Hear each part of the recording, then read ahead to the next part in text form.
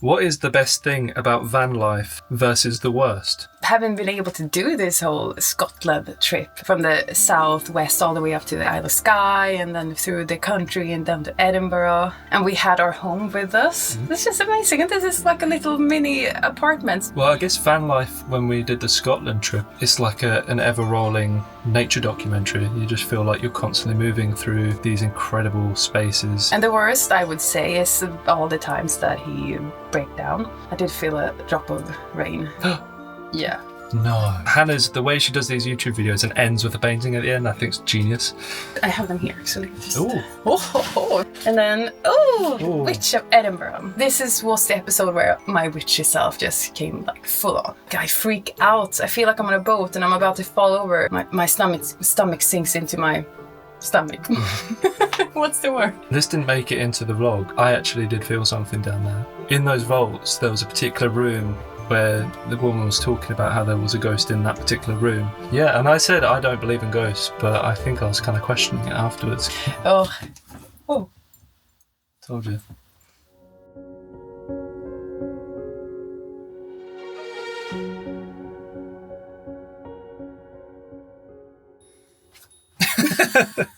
Of course, he's a part of this. Juan Carlos. He's just a big part of this trip. That's you. Yeah.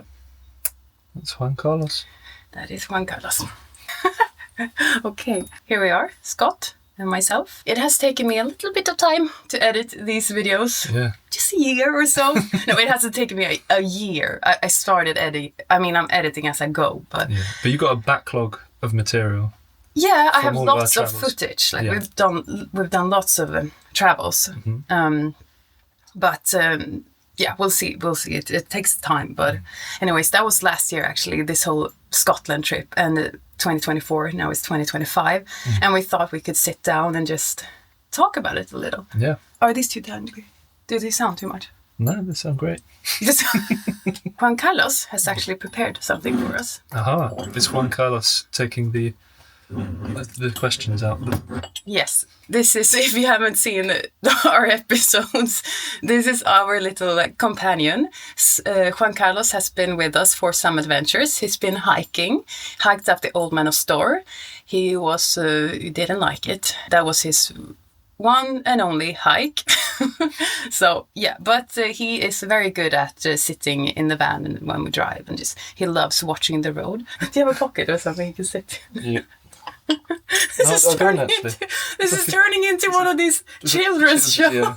And this is Juan Carlos.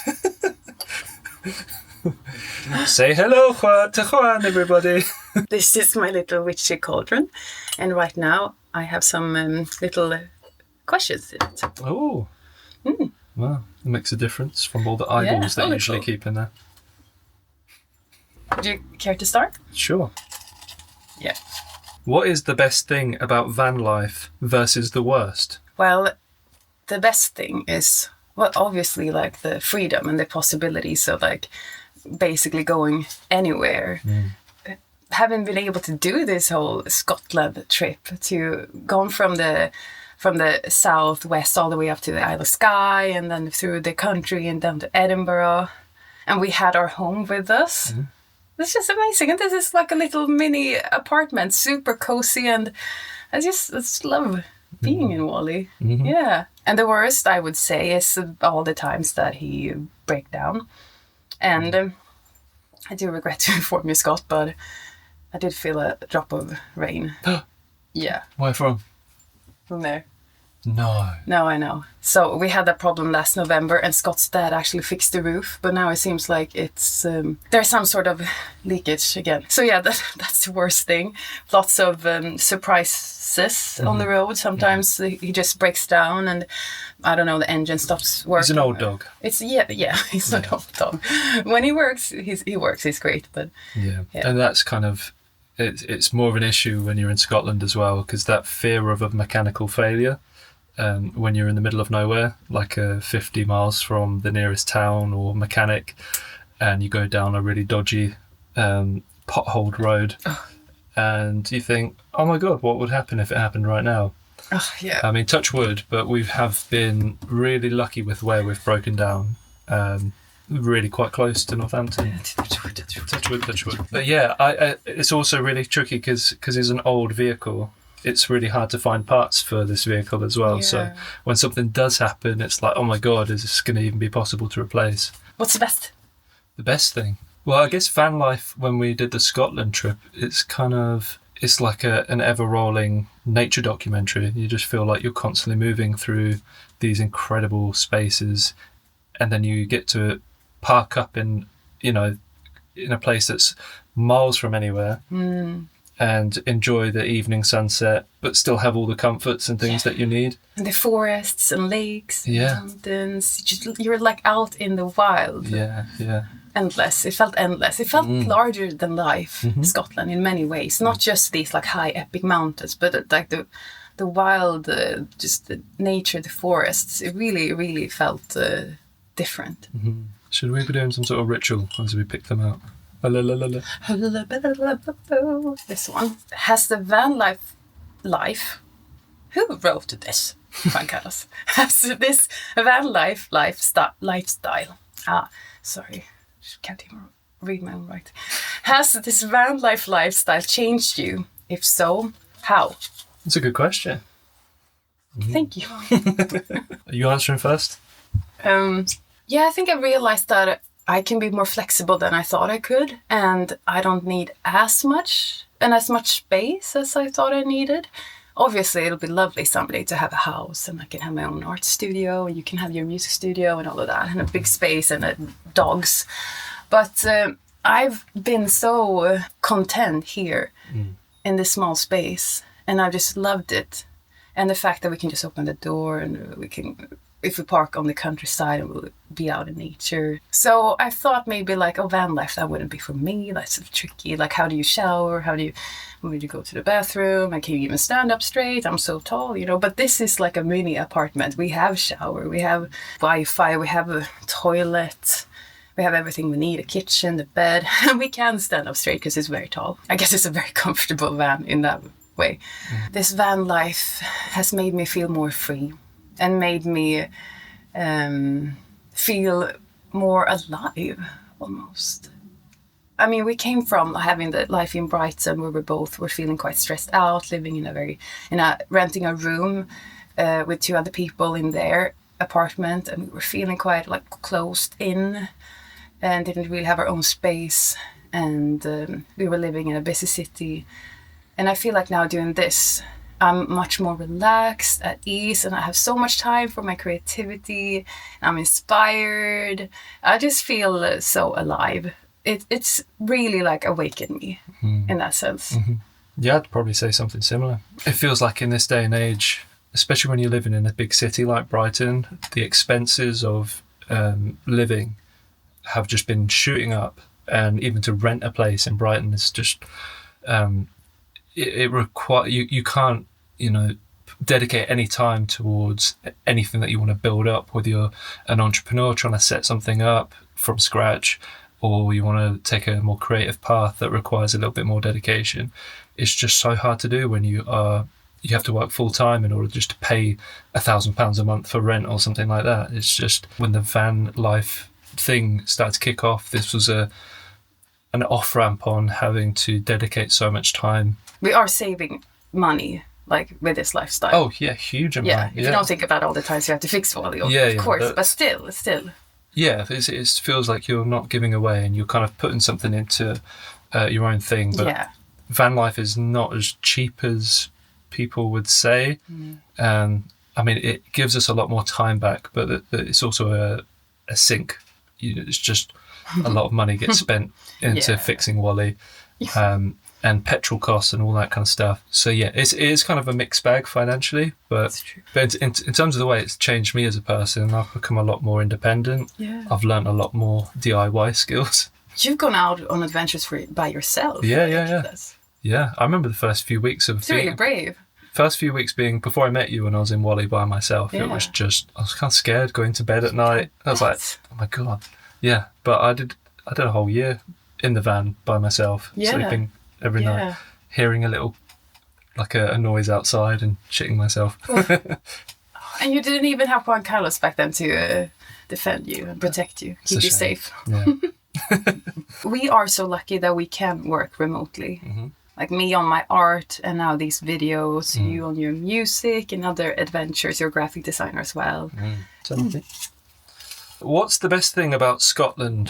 What should people not miss out on? Oh, the Highlands. I mean, the nature. I love Skye. There's so many highlights.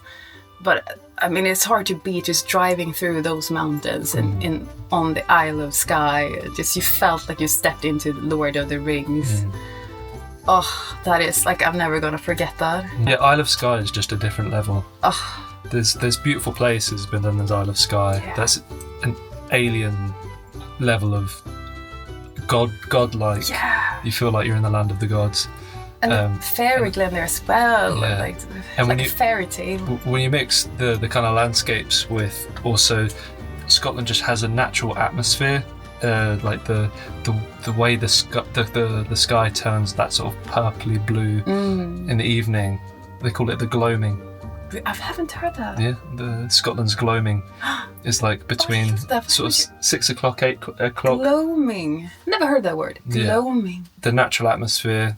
The crazy landscapes and the silence as well. Yeah. The silence is just really cool. It is. But not to forget though, Edinburgh. Yeah. My favourite city. Like I came alive in Edinburgh. You turned into a completely different person. Maniac. Yeah. It seemed like you really resonated with the kind of vibe of Edinburgh. I ended up doing 3 episodes of Edinburgh. Yeah. I had a feeling that I would connect with it. But it was just even more. You had a feeling? I had a feeling. Because I had seen photos and I heard other people talking about it. There was something with energy. And then I just, things like the witchy shops, that I love that. That intrigues me. If I find a crystal shop, I'm always like, gotta go there. And there were loads in Edinburgh. But then the history, the old architecture, it just felt like so kept, kept in time. Like you've gone back in time and just like, stop. Yeah, but then just add obviously modern day people, but like the old time energy was still there, and it was like being in a fairy tale. In some parts of Edinburgh, though, I will say it's like the heart of Edinburgh, the old town, like the Royal Mile and the castle and all of that. Because obviously Edinburgh is a big city, so there's parts that aren't as like romantic and Victorian style. Obviously, we haven't explored all of that yet. We've just been in their heart. But that is what I'm talking about, though. The way that Edinburgh leans into witchiness and ghosties. And ghosts, yeah. That seemed to resonate with you a lot. Yeah, I've always loved it. Like the mystical, even like the darker aspect, the shadows, it just all fascinates me. Like I love the creepy, the eerie, but I also love the fantastical and cute and whimsy. This is a good mix. I like that. Yeah, Edinburgh's got it all. I think that's part of the appeal of Scotland in general. It just feels like you're walking through history all the time. Yeah. Feels like the Edinburgh's feels stuck out of time still. Yeah. Where many other cities kind of have lost that. Yeah. And I know a lot of Scottish people probably think Edinburgh, well, maybe people from Glasgow or other cities might look at Edinburgh and think it's just a tourist city. Did someone Which it is. Someone commented on your thing saying it's the shortbread biscuit tin of Scotland. For anyone that doesn't know what shortbread biscuits are, there's very decorative tins that you usually gift as gifts to your family for Christmas or something like that. But their point was that Glasgow is the more modern, maybe better city. Was a more vibey, missed out, more vibey. We missed out. But I don't know. You got a brand though. You got a brand to upkeep. Yes, I got a brand. I am the brand. No, but what else? What was I going to say? Oh, but yeah. Also, like the castles all spread out all around Scotland, and we haven't seen them all yet. Obviously, we have still lots more places to explore in Scotland. But some of the castles, like they were just breathtaking. Eileen Donnan Castle, the Stalker Castle in the middle of the sea. Yeah, I know the ruins. It's just that's another thing. Like history, it just fascinates me. So, is it my turn? It's your turn. It's my turn. What's the next adventure? And what's next for this YouTube channel? What do you think? What's next? Well, just for the context, these are your first videos that you've ever done. Yeah. As in this kind of vlog style, and you edit all the videos yourself. This has been a huge learning curve. Yeah. But I think people have really resonated with it. It seems like. So, I've been surprised of all the good response and feedback. Yeah. It's been quite overwhelming. I'm super grateful. Here I am, who's gonna watch little me and our adventure in our van, but. I don't know. I think it's a mix of the storytelling, the places we see, the discovery, the art that makes it quite feel maybe quite unique. And then a lot of people has been saying my outlook and way of being, my wonder for things. Yeah. Just childlike wonder. I can be like a child sometimes. You can. I get. Thank you. No, but your enthusiasm is really infectious. That's why I enjoy traveling with you, and I imagine if I do, many other people do as well. Yeah, I hope so. But what's next then? I'm gonna keep making these types of videos. I mean, they might not look exactly the same as the Scotland one, because, like you said, I'm trying this out. This is the first time. And every place we go to will be different. But we have been spending time in Sweden, going to my hometown, going around there, exploring. So without Wally, there's some really nice moments from our Sweden trips. We have been to Cornwall. We're gonna visit Germany.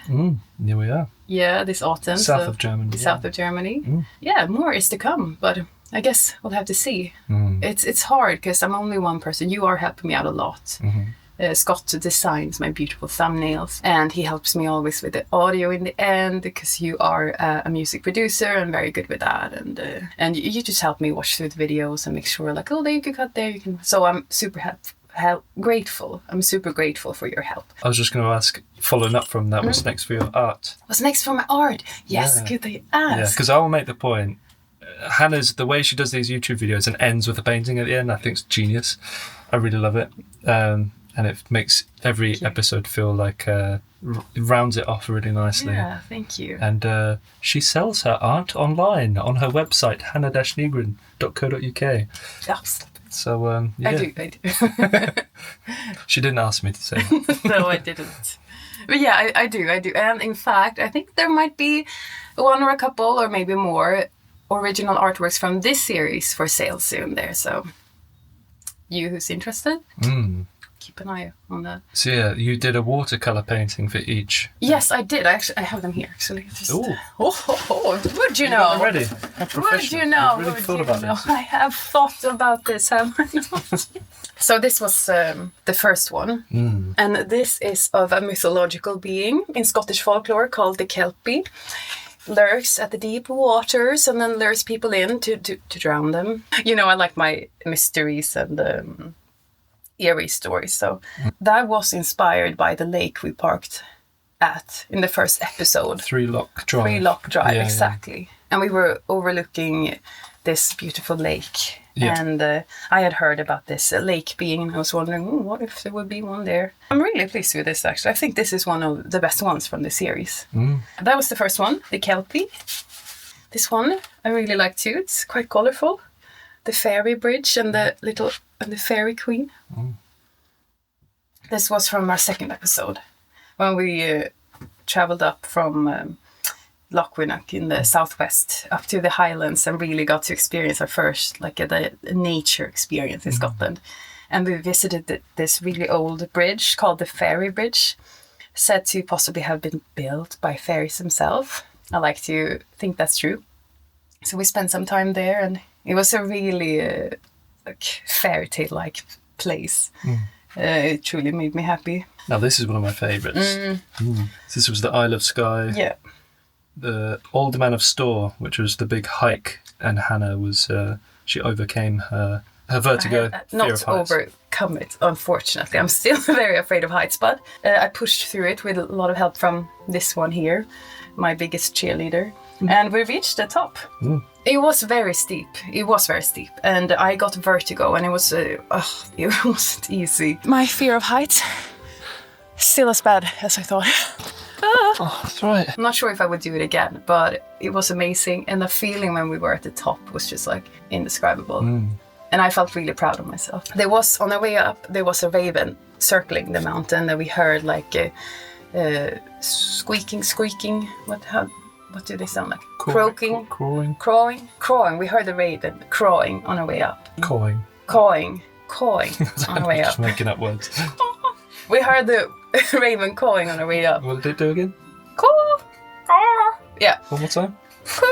Okay. And then when we reached the top, the raven was sitting there on the top, and it felt like it had been waiting for us almost. So that was a little bit of a spiritual feeling. This felt like the most climactic moment of our journey. Probably a day we'll never ever forget. Mm-hmm. The views were just, again, I'll say it, godly. Yeah, they were. Yeah. They were.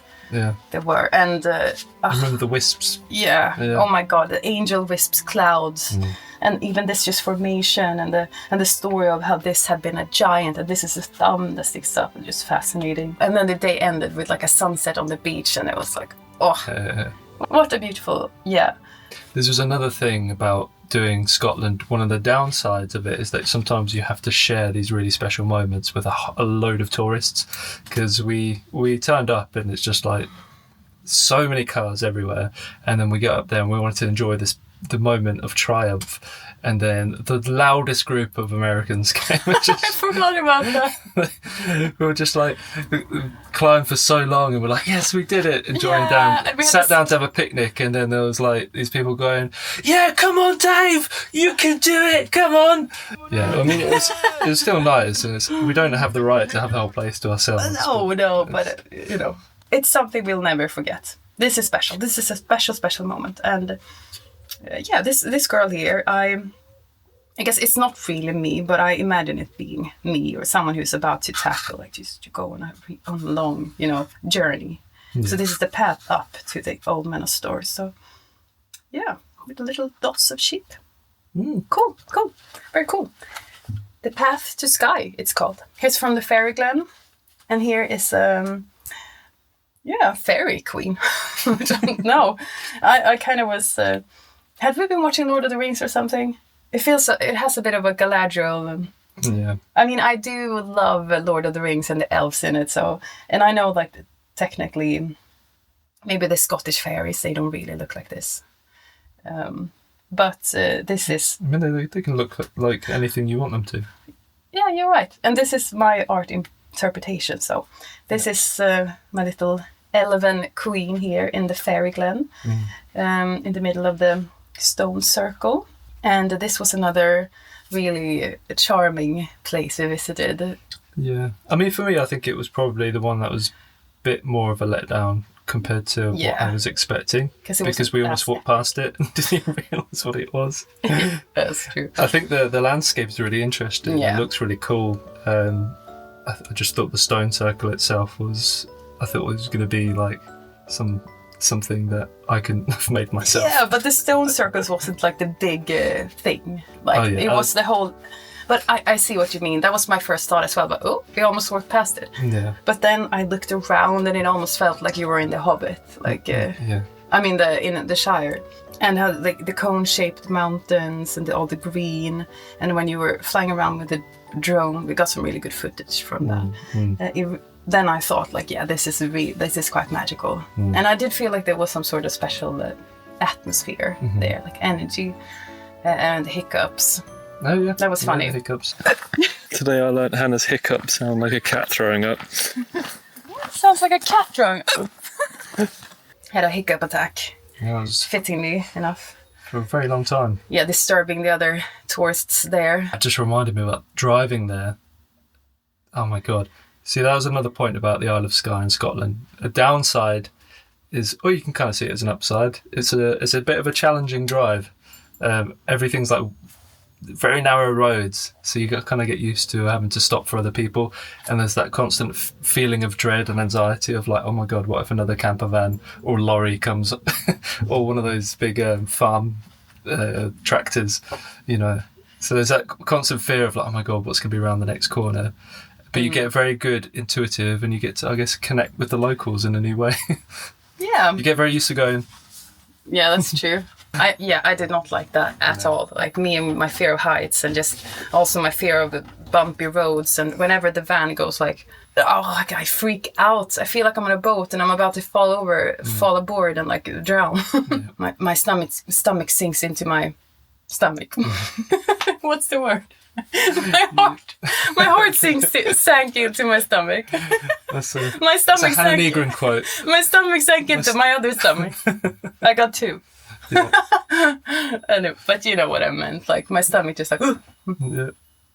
Yeah. You could put that up as one of like an Instagram quote. My stomach sinks. Hannah Negrin. Right. Yeah. So that was that. Very glad. And then, Witch of Edinburgh. I think both of our favourites. Yeah, Isle of Skye or this one. This was the episode where my witchy self just came like full on, came out in the open. Yeah, we were doing all these witchy things, you know, the potion, the taverns, and we went to the Royal Mile, and we sort of talked a bit about the witch hunt that's happened there in the past. Very sad, of course, like heavy energies, but it was a fun episode though, even though it was a bit, what do you say, somber? How do you say that word? Talking about that dark history where there were so many people persecuted for witchcraft. Yeah, I felt like Edinburgh, like I could be my true self, really. Like I was allowed to be into crystals and magical things. It wasn't weird. And just like the atmosphere of like Harry Potter, you know.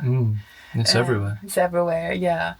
I felt like this was the most personal episode for me so far, and where I opened up a bit about my fears of being seen for who I am and for being unconventional, you know, with my interests. And it was so important for me also to do this and to show like this is me, and that's what it's all about. Like I have to be authentic. So yeah, this is the Witch of Edinburgh rising again, you know, reclaiming her right as a powerful, wise woman, wearing her hat proudly, looking up to the moon with the Edinburgh Castle in the background. Yeah, this is maybe my favorite actually. Looks amazing. Thank you. We'll see if I sell that or not. I don't know. I'm a bit precious about it. £1 million. Okay. So this is a snowy owl looking over Edinburgh, inspired by Harry Potter and the Hedwig, his owl. This episode, well, it was fun. We just had a fun, quirky day in Edinburgh, exploring. We went to the Elephant House Cafe, where that has some background story about J.K. Rowling writing Harry Potter. We had a taste of those magical beans. Yeah, we got lucky and unlucky, you know, rotten egg and vomit. It was just a nice, wholesome day in Edinburgh. Yeah. And this is the final one, actually. She's called The Midnight Seeker, and she's from the Haunted episode, which is right now the most popular episode. Maybe my favorite also, actually. This is where we got to experience Edinburgh's haunted side. We visited the graveyard, Greyfriars Kirkyard, said to be the most haunted graveyard in the world. We visited the spooky vaults, which is apparently also very haunted. Lots of dark history there. We went to some haunted pubs, and we were just immersing ourselves in the spookiness. And I had so much fun. Really, so much fun. What did you think of that day? You were so tired. I was tired. God, I felt so sorry for you. Yeah, I was.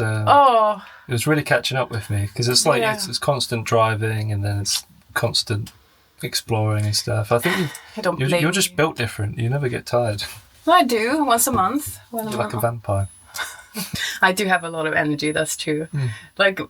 Yeah, sometimes that can be a challenge, I think, for both of us to meet in the energies. Yeah. Because it's so often I'm like, oh, what are we going to do now? I am a chill person as well. I can be quite an introvert. I love my alone time, sitting and painting, being cozy. That's the best thing. Well, the haunted vaults with the tour guide. Yeah, she was so good. Oh my God. It was like going to the professional theater performance or something.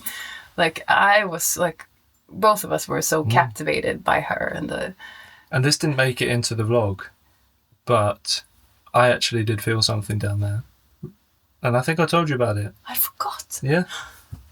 Yeah, and I said I don't believe in ghosts, but I think I was kind of questioning it afterwards because in those vaults there was a particular room where the woman was talking about how there was a ghost in that particular room, and I was at the back of the group, and behind me was, I don't know if it was a breeze or something, but I started to feel slightly lightheaded.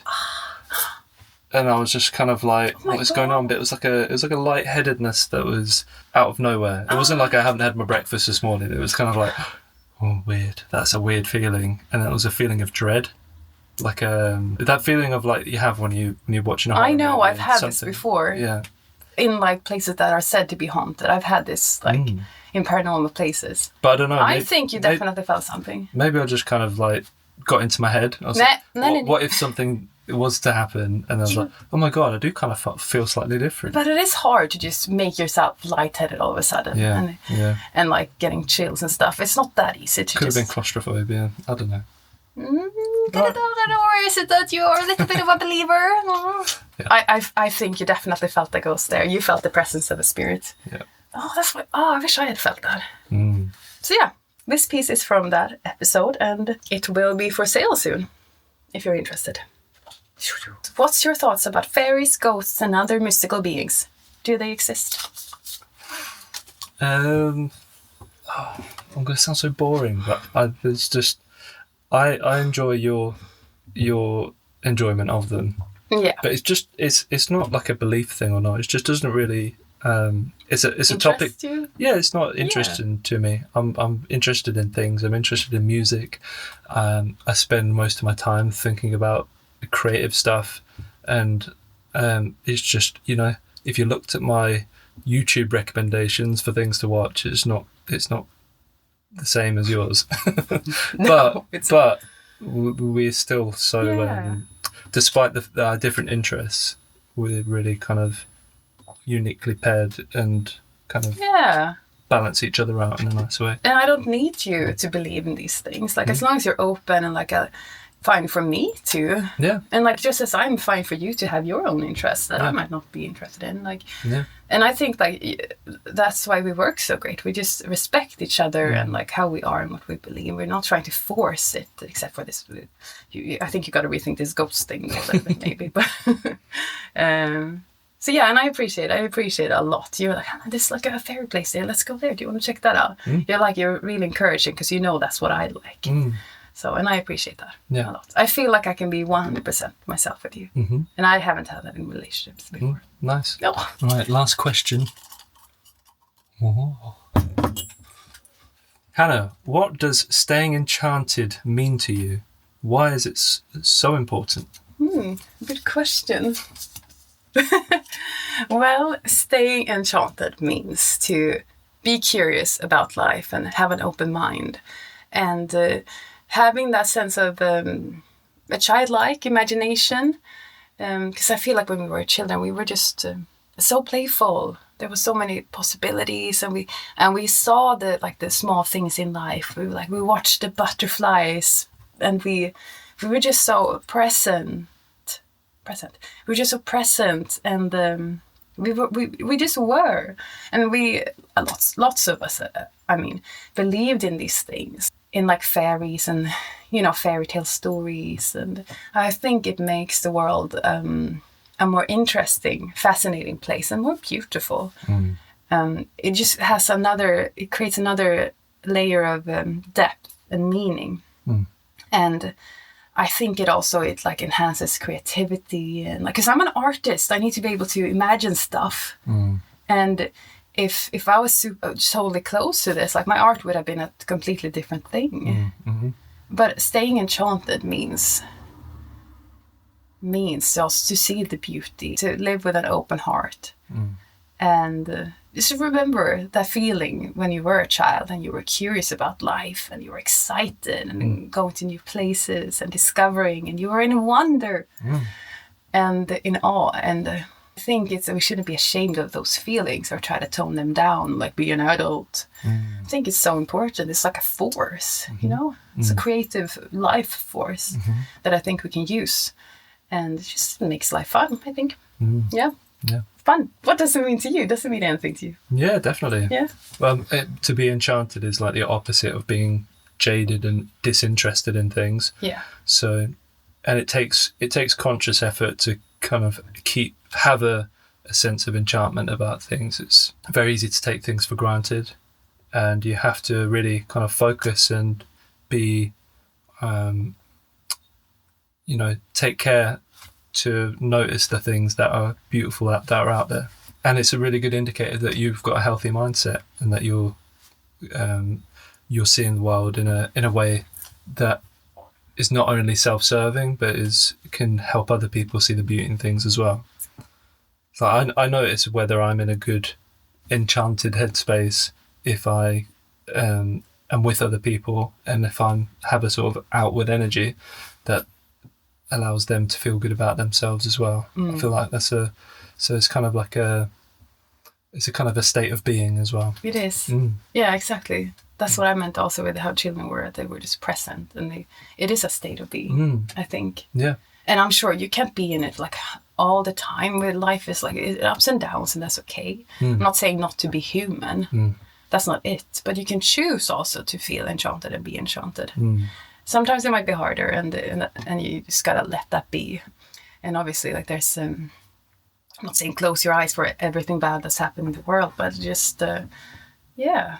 Yeah, because people are so stuck in their head. Yeah. People get really insular and struggle to be themselves. Makes life so restrictive. You stop yourself. You think like, oh, can I really do this? Can I do this? Can I go there? Can I create this art piece? Like, can I? No. Yes, you can. Like, don't. If you're too much in your head, like you create your own prison. And the enchanted is like the opposite of that. You're free. I think. Yeah. So in that way, it's kind of like a practice. It's something you have to do regularly to keep yourself in a good headspace. Yeah, it is. It usually means having something creative in your life that allows you to just do stuff without really, for not to make money, not to kind of reach a goal, but just to enjoy it for the sake of enjoying it. That's it's really important. I think it's pivotal to both of us. We need that creative thing. Yeah. We're very driven with that. It's like our fuel. Yeah. In a way, you kind of need it. Yeah. Stay enchanted, people. Scott, why don't you like me? It's like Juan Carlos. What does it say? Why don't you JC, yeah, that's Juan Carlos. Well, it's not that I don't like Juan Carlos. I don't know, I just don't trust him. I feel like he's trying to steal you from me. He's trying to get between us. His little beady eyes. I feel like I don't know, he's always calculating. And I think, Juan Carlos, you don't get a name like that unless you've got some, you've had a bit of a shady history. He's got a bit of a banana smuggling thing going on here, so... Yeah, I'm unsure about Juan Carlos' history, but I think he's very reliable, and there's enough for me to share. Scott, so don't you worry. Yeah, I know he's a bit of a freeloader. He hangs around and, stays in the van rent-free. I just, don't know. It would be nice if he gave back sometimes. But he gives back all this time with his little, mouthless smile. He makes me believe in ghosts. I think he's haunted. No, he's not. I don't say that. I'm going to have to cleanse him now. Oh. Told you.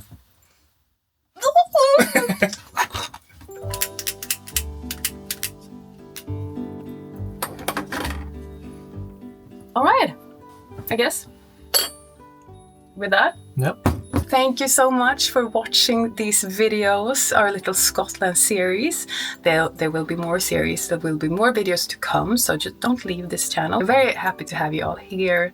And yeah, we're looking forward to what's to come next. Yeah. Oh, one thing. Stay enchanted. It's more like a stay enchanted. Stay enchanted. Stay enchanted. Stay enchanted. Sounds quite aggressive. Stay enchanted. Stay enchanted. Stay enchanted. Indeed, stay enchanted. I just wanted to let you know that prints of each artwork from this Scotland series is now available on my website, and so is a few of the originals. So do check that out if you're interested. Anyways, thank you again for watching these videos and coming with us on this unforgettable journey. Like and subscribe if you want to join us on future adventures. Your support means everything. See you soon.